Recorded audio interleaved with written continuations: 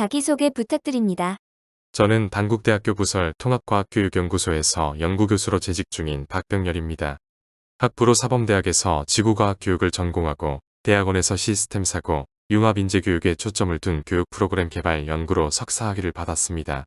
이후 미국 코네티컷 대학교에서 물순환에 대한 과학적 모델링, 과학교사의 교육과정 활용 전략, 교사교육 프로그램 전략에 대한 연구로 박사학위를 받았습니다. 이후 미국에서 환경 문제에 대응하기 위한 대학생 프로젝트 활동에 대한 연구를 수행하면서 생태 및 환경과 관련된 교육 전략에 대해 더욱 심도 있는 고민을 하게 되었습니다. 이렇게 미국에서 얻은 생태 및 환경과 교육 경험과 연구 경험을 바탕으로 현재 한국의 대학, 중고등학교 현장 교육에 효과적으로 적용할 수 있는 방법에 대해 많은 고민을 하고 있습니다. 환경교육을 연구하신다고 들었는데 환경교육에 대하여 학생들이 쉽게 이해할 수 있는 수준으로 말씀해 주세요. 환경교육은 환경과 관련된 여러 가지 활동 중에 하나로 정확한 정의를 내리기 어려울 만큼 다양한 관점을 포함합니다. 하지만 한 가지 확실한 것은 환경교육은 인간이 자연 및 환경과 조화롭게 공존할 수 있는 방법을 배우는 과정이라는 것입니다. 즉, 자연이 가지는 가치를 이해하고 환경에서 일어나는 여러 가지 문제의 원인과 결과를 파악하여 환경을 보존하고자 하는 노력의 필요성을 인식시키는 데 그 목적을 두고 있습니다. 따라서 환경교육에 참여하는 모든 교육자 및 학습자는 인간과 자연의 관계에 대한 이해를 바탕으로 환경 보호를 위해 적극적으로 참여하고 행동으로 실천해야 할 것입니다. 또한 공동체가 환경 문제에 적절히 대응할 수 있도록 협력할 수 있어야 할 것입니다.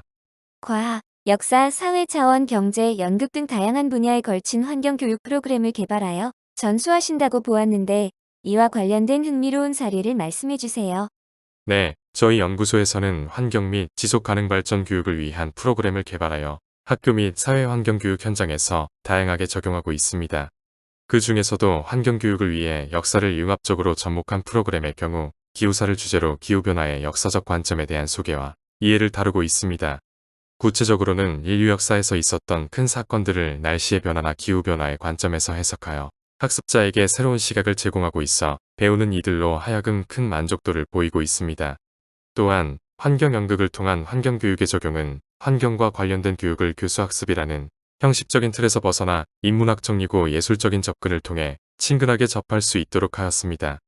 이 프로그램은 실제로 연극을 전공한 전문 배우들과의 협업을 통해 개발한 프로그램으로 환경 소양이 아직 부족한 어린 학생들에게 보다 더 효과적인 특성을 보였습니다. 미래 사회에서 생태 환경 관련 연구가 왜 중요한지 설명해 주세요. 미래 사회에서는 환경위기가 심각한 문제로 대두될 것이며 이를 해결하지 않으면 우리 사회는 위험에 빠질 수 있습니다. 환경위기를 불러오는 요인 중 가장 큰 문제는 기후변화입니다. 기후변화에 관한 정부 간 협의체가 2023년에 발표한 보고서에 따르면 현재 추세가 이어질 경우 2030년경에 인류는 돌이킬 수 없는 길로 가게 될 수도 있다고 합니다. 즉, 기후변화로 인해 홍수, 가뭄, 해수면 상승, 태풍, 폭염 등의 자연재해가 늘어나고 이로 인한 각종 사회문제가 더 많아질 것으로 예측하고 있습니다. 생태와 환경에 대한 연구는 미래 사회에서 우리가 직면하게 될 위험에 효과적으로 대처하기 위해 필수적입니다. 생태적 환경적 변화와 관련된 문제를 지속적으로 관찰하고 탐구하고 분석하여 지속 가능한 사회를 만들기 위한 합리적인 의사결정을 내려야 하기 때문입니다. 따라서 생태와 환경 관련 연구는 현재 매우 중요하며 미래 사회에서는 더욱더 그 중요성이 높아질 것입니다. 생태 환경 관련 진로 또는 직업은 어떤 것들이 있는지 소개해 주세요. 그리고 이러한 일을 하기 위해 갖추어야 할 역량은 어떤 것이 있을까요? 생태 및 환경 관련 진로나 직업은 그 종류와 범위를 제한하기가 어렵습니다. 환경 영향평가 전문가나 대기질 관리 전문가의 경우 환경과 관련된 요소를 직접적으로 다루고 있기 때문에 환경과 관련된 직업이라고 할 수 있습니다. 그러나 전혀 관련성이 없어 보이는 직업도 경우에 따라서 매우 밀접한 관련이 있다고 할 수도 있습니다. 예를 들어 요즘 흔히 볼 수 있는 유튜버나 인플루언서의 경우 환경과는 무관할 수 있다고 생각하기 쉽지만 생태 혹은 환경과 관련된 컨텐츠를 집중적으로 다루면서 시민들에게 환경 문제의 심각성을 알린다거나 행동의 변화를 촉구한다면 이 직업 또한 환경과 관련된 직업이 될 수 있기 때문입니다. 또한 앞서 언급했던 연극 프로그램에서와 같이 전혀 상관이 없어 보이는 연극 배우 또한 연극의 주제를 환경으로 했을 때는 관련과 관련된 직업이 될 수 있는 것입니다. 미래 사회는 사람과 사람, 사물과 사물, 사람과 사물이 보이지 않는 연결고리로 인해 더욱 더 복잡하게 연결되어 있을 것입니다. 또한 한 사람이 평생 동안 하나의 진로나 직업만을 가지지 않을 가능성이 높습니다. 따라서 어떤 직업을 가지던 생태나 환경의 주제를 접목하고 그것은 연결 지을 수 있는 역량이 필요합니다. 즉, 교사는 환경 문제를 가르치는 것에, 유튜버나 인플루언서는 환경 문제를 컨텐츠를 제작하는데, 프로그램 개발자는 환경 문제를 프로그램 개발에, 경제학자는 환경 문제를 경제 현상을 설명하는데, 정치가는 환경 문제를 효과적인 환경 정책을 제안하는데 활용할 수 있어야 하는 것입니다. 이러한 직업을 가지려면 어떤 전공으로 대학을 진학하거나 공부를 해야 할까요? 최근 대학에서의 트렌드는 하나의 전공에 집중하기보다는 전공의 융합적 접근을 따르는 추세입니다. 예를 들면 기존의 화학공학과는 단순히 화학공학을 전공하는 것을 넘어 화학공학을 응용하거나 다른 학문과 융합하여 실제 문제를 해결하는데 활용하는 형태로 교육의 범위와 수준에 있어서 그 지평을 넓히고 있습니다.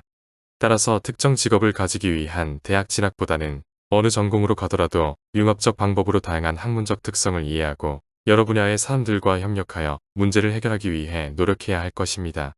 또한 복잡하고 어려운 환경 문제에 대해 그러한 다양한 관점들을 잘 활용하여 시스템적으로 분석하고 해결하려는 공부를 해야 할 것입니다. 다만 특정 전공과 관련하여 진로를 정할 때는 본인의 적성이나 관심 등에 대한 이해도 중요하며 그것을 충분히 반영할 필요가 있습니다. 그리고 최근에는 환경 문제의 심각성이 높아진 만큼 학교 밖에서 환경경진대회 등과 같은 다양한 형태의 활동들을 접할 수 있습니다. 학습은 학교 안에서만 이루어진다는 생각에서 벗어나 학교 밖에서 이루어지는 다양한 활동들을 경험하고 그것을 통해서 실제 현장에서의 문제와 그것을 해결하는 방법에 대한 학습을 경험하려는 노력이 필요할 것입니다. 마지막으로 생태환경 연구 관련해서 더 해주실 말씀이 있으신가요? 생태와 환경과 관련된 연구는 지금도 매우 중요하고 앞으로 더욱 더 중요해질 것입니다. 그리고 기후변화 및 지속가능 발전 목표와 관련하여 전 세계가 주목하고 있는 만큼 국제적인 협력 또한 앞으로 더욱 많아질 것입니다. 따라서 어떤 진로를 가던 국제적 협력에 적극적으로 동참하기 위해서 원활한 의사소통이 필수적이며 이를 위해 학창시절의 영어 공부를 충분히 해두어야 할 것입니다.